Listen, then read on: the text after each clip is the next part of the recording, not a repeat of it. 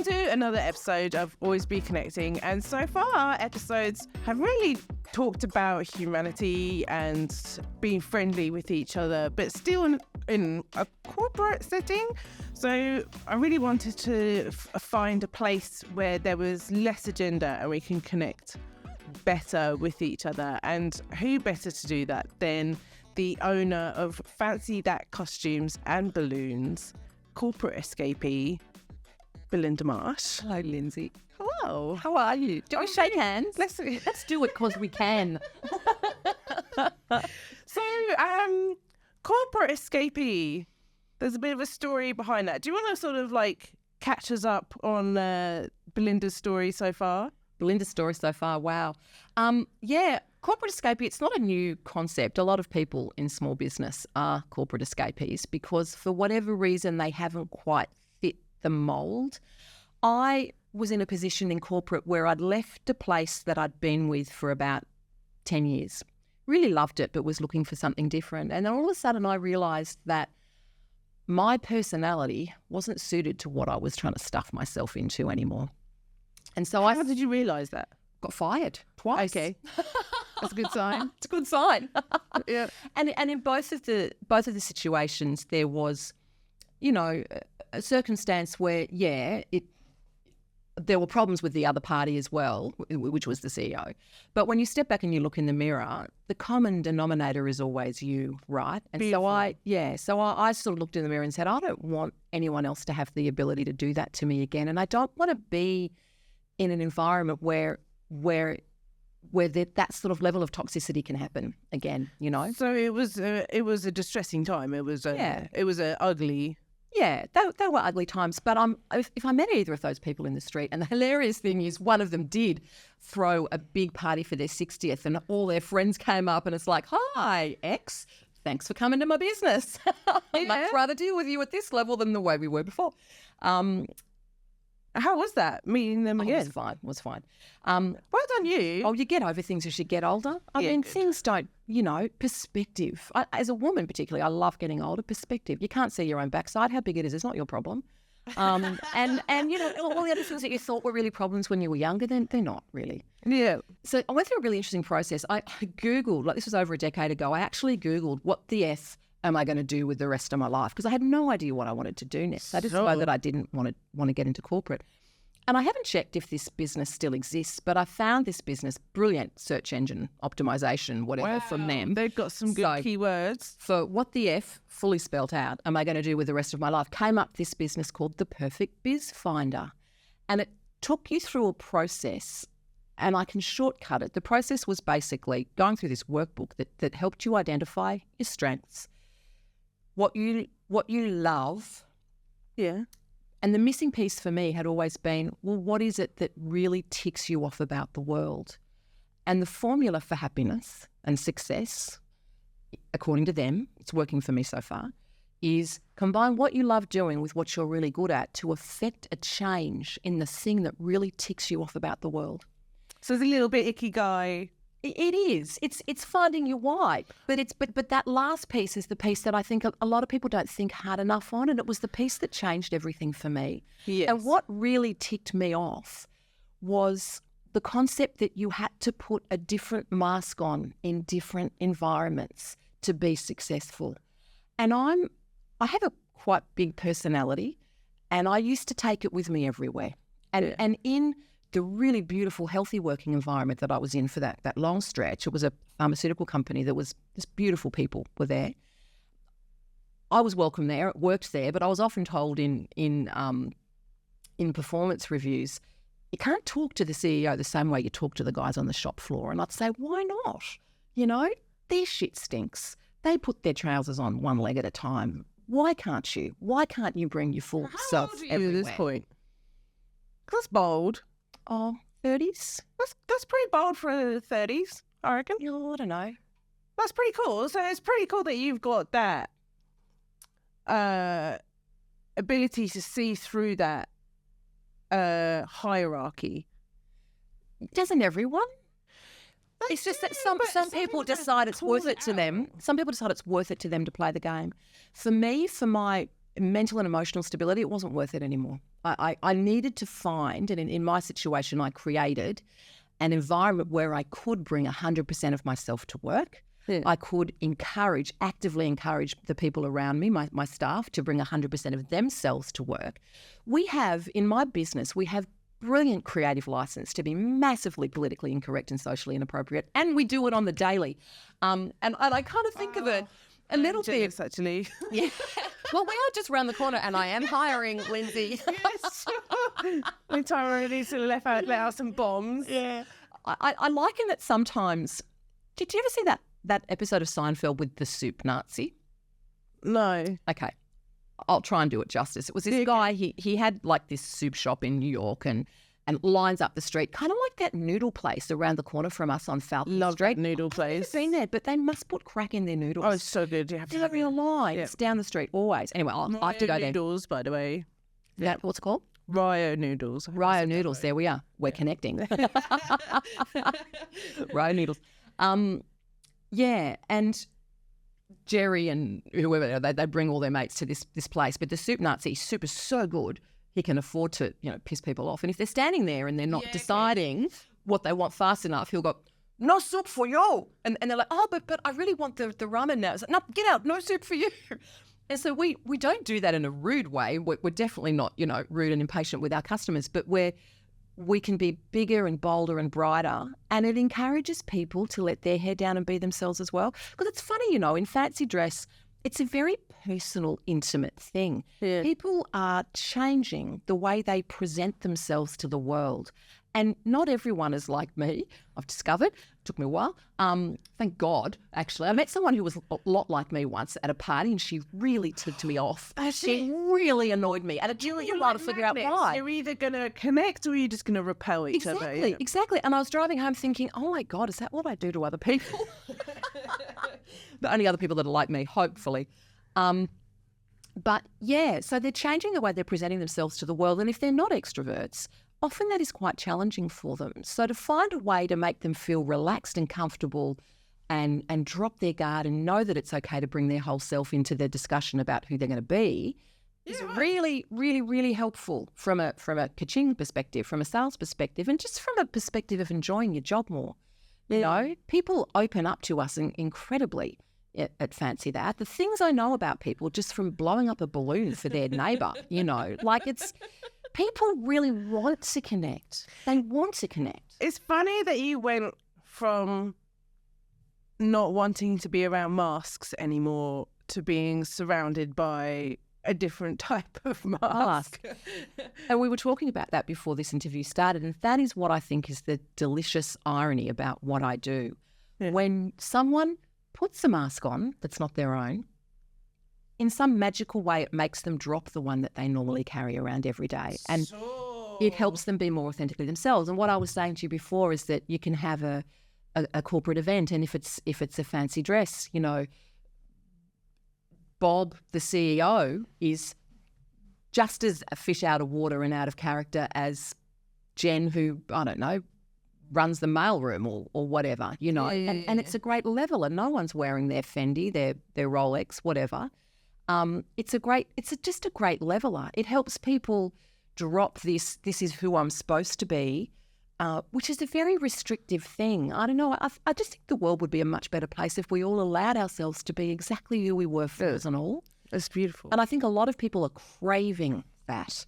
And in my little happy pink and purple palace, that's what we ironically do. We help you be someone else, but we get there by finding out exactly who you are and by being exactly who we are when we're dealing with you, so that you can feel more relaxed about the process. So how do you go from grief of a toxic relationship that ended badly in your last job and to a happy, this is me place? Because I've watched a video from a lady in the UK I recommend called Penny Ferguson, and she said that for a long time she was dragging around a bag of shit of all her problems and just like putting it down sometimes and like wiping her face with it. and then carrying it around. And then one day she really realised that she didn't have to carry it around anymore. Yeah. She could just throw that away. Because that really resonated with me when you said, you know, the common denominator is me if I'm carrying that bag of shit, or if I'm not being myself or not doing the thing that I need to do. So but like, to go from a place of grief, because it must have been hard on you, to a place of, all right, I'm totally comfortable with who I am, and if that guy comes through into my shop, then I'll say hello, and I've got no bitterness, resentment, or anything in me. What's the process there? Well, time to start with. And look, I don't think I was bitter and resentful when that happened too. That was only the first time that it happened. There was a second time as well. And I mean, you know, one of the differences with the second time is that some of the team that worked there rang me up a few months later and said, hey, we just thought you'd want to know we're taking her to court for bullying and harassment. And I thought, okay. So it wasn't just all me, but it was wasn't me in your head as yeah, well. Yeah. It wasn't just in my head. Look, time and a determination to find your own place in the world. People said to me, gee, you're brave. You know, like when I first got into this business, it was an established business. It was a costume hire business, a very small costume hire wardrobe when I first took it on. Yeah. And it's expanded a lot since then, and we've moved into retail, which is now bigger than the hire, and we've moved into balloons, which is now almost as big as the hire. So, you know, those two things are growing. But I think to always be a real costume store, I'm always going to keep the rental. You know, there's some magic in there. It's like Mr. Megorium's Magic Emporium. You know, there's some beautiful magical handmade stuff. If you turf it, you'll never get that back again. You know, it'll be back at costumes all the way. And that's like your thing that you want to keep for yourself, and your thing that you want to keep for your business. Is that right? Like it's sort of it is how you stay true. Keeping that part of the costume business. Look, I think you could just go into balloons and just like focus all your energy on that and make loads of money, probably. Possibly, but yeah, no. I mean, it started as a costume store. I want to stay true to the heritage that it had, and it's beautiful. And I think that's people come to us because they know that if they can't find something off the shelf, there'll be something amazing in the treasure chest that is the higher part of the wardrobe. And it's a dying industry. Hi, everyone. I'm in a dying industry. It's not a dying industry. The bricks and mortar side, I like to call us, we're a bit of a unicorn. We're very colourful, we're bright, and we're rare. Bricks and mortar costume stores are rare. Bricks and mortar costume stores where people actually spend the time to consult with you and style you are rare. And I think that's one of the reasons why we're continuing to do so well. Is because people love the service, people love to come in. A lot of my customers, I call them last minute Larry and Lisa's. Yeah. So their party is Saturday and they're coming in at, you know, any time from Thursday onwards. They don't have time to order online either. So we're there, Johnny, on the spot. You know, it's hard work. It's hard work, but it's rewarding. It's very emotionally rewarding and it pays the bills. So, but we were on another tangent. You did my trick. I've completely lost it. We got lost myself. How did we move? How did I move from the corporate into? How did you find your happy place? Happy place. So yes, I was telling you about this the perfect biz finder. So for me, that sounds good. Just as an exercise to do for yourself anyway. Do a bit of an audit. It's a really interesting thing to think about. What is it that really ticks me off about the world, and how can I change it in my working life, even in my daily life, even if in my not working life? If you can find something that you're passionate about and see a problem and see if you can try and affect change in it in some way. The concept behind, you know, the way the perfect biz finder pitched it to you was that money isn't success, money isn't happiness. But if you are doing something that really drives you, your why, then you're going to find a greater level of contentment and the success, that the financial success will more than likely flow from that. And you'll be both financially rewarded and emotionally, and, you know, cognitively rewarded as well. So how did you start the business? So was it a business that someone else had that you bought? Yeah, so Deb Vidler had it. It's a funny story. She used to be a costumier, and she would tailor-make costumes for you know, TV shows and theatre and all that sort of stuff. And she was working on It's a Knockout. Are you old enough? There used to be a show where people would like slide along greasy poles and hit each other with pillows and, That's my dream job, being a producer for Girls something don't like that. Yes. They brought it back a while back and then it fizzed again. But it was big in the 80s, really big in the 80s. So she had all these lycra ensembles and she turned to her one of her colleagues and said, what am I going to do with all of this? And the woman said, start a costume store. So thanks to It's a Knockout, fancy that started in 1987 in Crow's Nest. And so that's how she started. And I started by going through this perfect biz finder process that said, okay, I want to use my extroversion, my love for people, my sales and marketing skills to change the culture. The mission of the business, right, is to encourage people, especially adults, to play more, better connect with themselves and each other, and make the world a happier place. I sound like a Miss Universe contestant. I shouldn't do that. Make the world a goddamn happier place by celebrating life more, by dropping your personal, dropping your suit of armour, putting on another one, and connecting with other people through that sense of play and that sense of fun. Yeah. Yeah. You talked earlier about being the glue in the community, like having these sort of activities to sort of bring people together. Do you want I was talking about who my ideal customer is, and I was talking about finding people who are the social glue in their community groups. People who everyone's got that one friend who is always throwing dinner parties. The group, the red foo. Oh my gosh, yeah, the red foo of the group. That's a good way of putting it. Yeah. Who's always throwing parties. Who's always suggesting that you go out. Who's always remembering people's birthdays and connecting everyone. That's they're our core people to try and find to build the business. Yeah, okay. Yeah. And we're there, Johnny, on the spot when they need us. And so, because interesting, where you've got to a point, because you're the red fur of the group, hey? And there was a time when every single one of us had red hair. I thought, is this a hiring criteria? What's going on? And two of us, we went, sure. Look at me, let's tangent again. I've got so many good stories, Lindsay. It's ridiculous. They had a Ginger Pride Festival. It was sponsored by Butter and Ginger. And two of us went down to Melbourne and it was fancy dress. And of course we had to win. So we won and we marched in the streets of Melbourne holding up signs saying nobody puts red in a corner. And my favourite, we're here, we're red, we're really good in bed.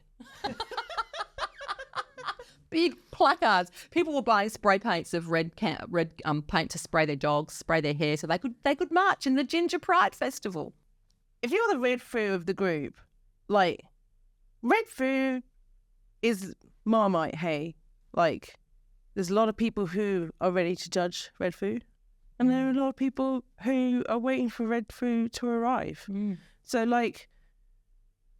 what does that do to a person? Because, there are plenty of people passing judgment. So, you do have to have a fairly fierce, I can't listen to the naysayers. Because there must be naysayers. I don't know, Lindsay, you make it sound like I'm running around dressed as a banana every day. I'm not. No. Maybe I should be. Some days I'm just too bloody tired, let's be honest. Oh, yeah.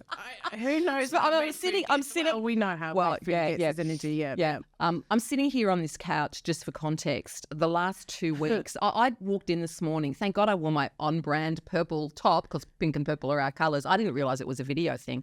The last 2 weeks I have been relocating my store. So right now I'm amazed that I'm vertical, actually. I'm sitting propped up on the back of the couch. And I think, I was saying to you earlier too, I want people listening to know it's okay to not be okay sometimes when you're running a small business. It's hard work and you have to love it. But this move has brought me to the brink this week. It's brought me to the brink. So just because someone is sitting on a couch doing a podcast doesn't mean they've got all this shit together. Yes. But I'd like to, my goal is to try and pass on some nuggets that are going to be useful and helpful to people around connection and around, customer service and staff relations and that sort of thing in their business. Because my business is a very connective one. Yeah. It's all about people being very real. Yeah, so and it's fascinating. It's over it, but what's your superpower? Did we ask that at the beginning? I can't even remember. I think my superpower is getting people to open up to me the things I know about the people of Crow's Nest, just by being... You can start a new business. I could write a book. I definitely could. I know the lady who owns Secret Women's Business, the lingerie business on Willoughby Road. She's written a book. I should write a book in my copious amounts of spare time. Yeah. But what would your book be on? Apart from secrets, authenticity. Maybe it would be around how to be more authentic in business, or why you should be more authentic in business, and the benefits of being more authentic in business. Though, being authentic in business, because there's so much agenda flying around. I've been out of corporate for so long now. I don't really know what the vibe is there, apart from what people tell me. You know, a lot of people come in and go, "Oh my God, you must love your job. I'd love to work here." And sometimes you can sense that they're not happy, and I look at them and I say, "You can. If you're not happy, you can change it. You don't have to grow up and work in corporate. You know, small business is the backbone of Australia, the backbone of this country. And you've got so many skills that you've learnt from your corporate career. I know one of the pre-questions you asked is, you know, what have you learnt in corporate that you've taken over to your small business? There's, you know, one of the benefits of corporate is that if you're in a good place, you do get some really good training, you know. I got some great training on sales skills, some great training on branding. I think that helped me very, very much initially in establishing a brand, because I took over something that didn't have a logo, didn't have a website. I mean, I'm not saying that our current website's perfect, far from it, but, you know, there are things that you can take from corporate, but don't hold yourself back, you know. Listen to the voice in the back of your head that says there's got to be something more, and have a real solid think about what is it that ticks you off in the world, and how can you make a change. And I think we've mentioned it before, didn't we? I'm so tired this morning. I might be repeating myself. I'm sorry. Today's exit day from the old premises, and I spent the whole weekend. Anyone needs some gondolas to assemble? Deposit back, hey. Oh, that's the goal. That's the goal. So knock it down. And I know. Why are they making Let's us hope. sweat? Fingers crossed. Yeah, right.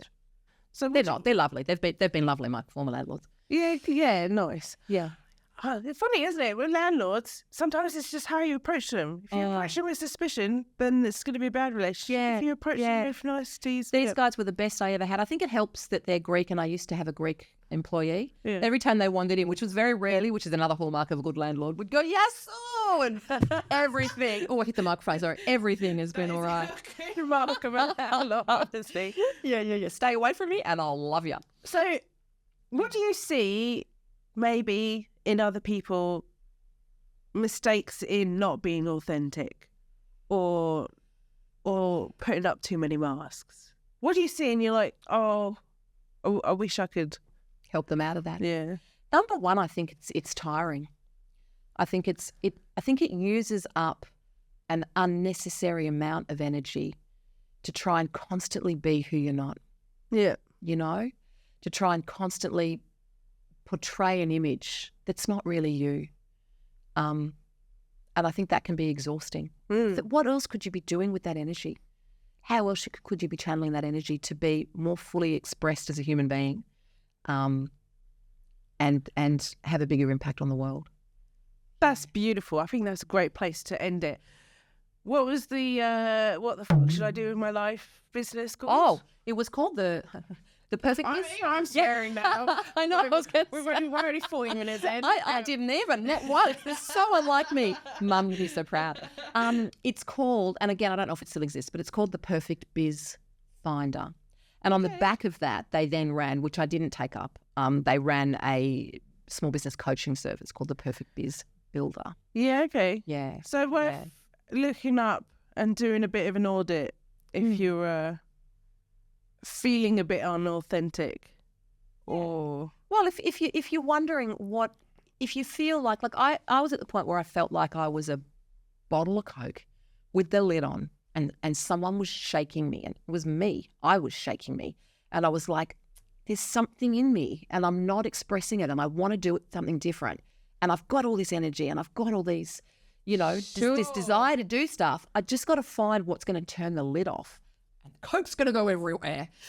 Yeah, right. And that little formula was the thing that helped me take the lid off.